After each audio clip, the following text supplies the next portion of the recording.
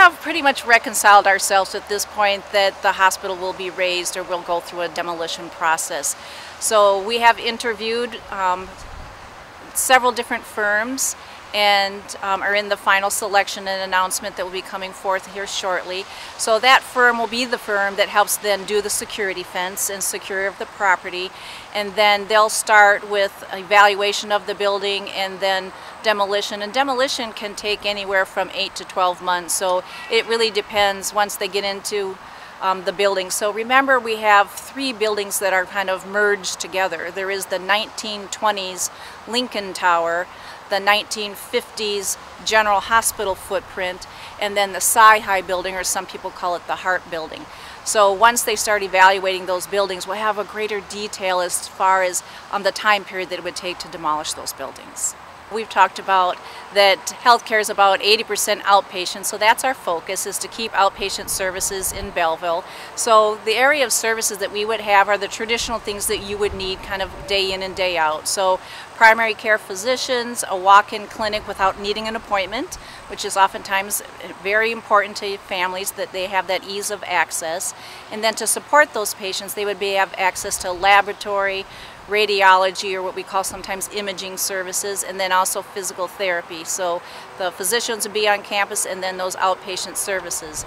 Then on behalf of the over 200 and some colleagues that'll still be in the buildings that are on campus, then we'll have what we call a cafe grab and go also to support those as well.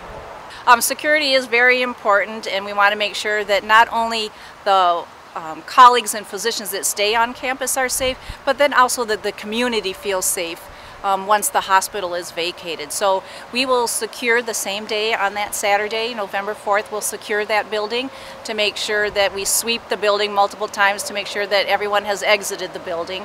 Then we will actually lock down the building. We'll actually provide a security safety fence around the property, and then also provide then safety measures and security then for the remaining folks and the remaining buildings that'll be on site.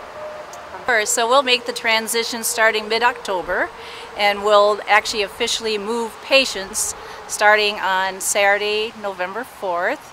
So that transition will take most of the day.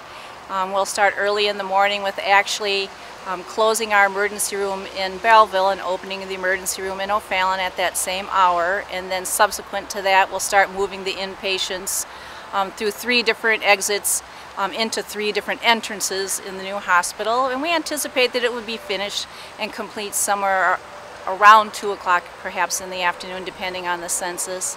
We'll also be managing any elective type surgeries right prior to the move date. So we've got a plan that's in place that we actually have been practicing. So we're set and ready for our move.